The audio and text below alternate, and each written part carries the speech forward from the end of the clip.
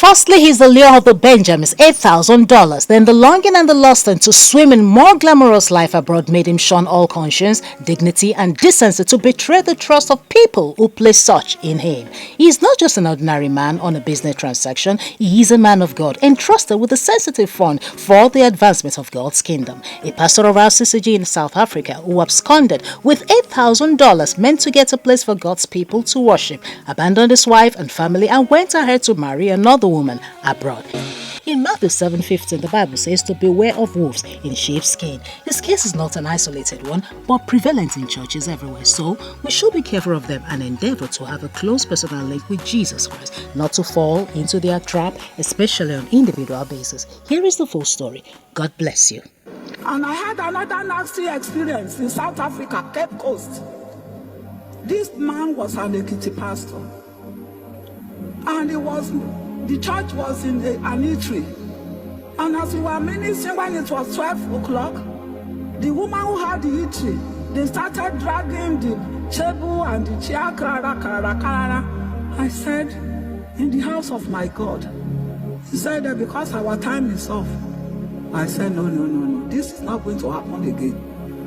After we are finished, Pastor, what are we going to do? We must have a place of worship. And he said, Mommy, we can have.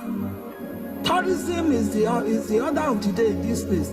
If we can get second-hand bus, $8,000, we will buy a bus.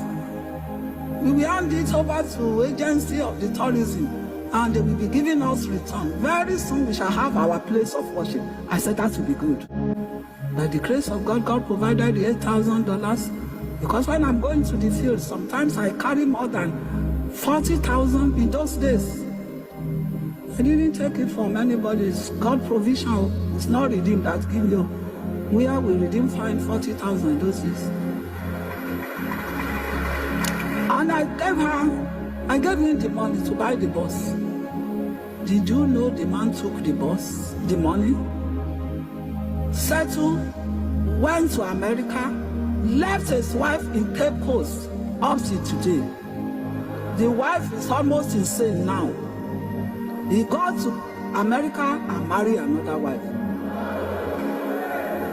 So this is another one just for takeaway. This time around, not in RCCG, but in another church. Now, the dramatic twist and intrigues of this one is that both the pastor and his wife are both the accomplices and culprits that swindled their church members of the sum of 200 million naira on the pretense of a housing scheme. If you think you've heard it all, wait for this. What was discovered after the couple had fled abroad is that the site that was presented to the church members on paper happened to be a police station. See you next time. Bye for now.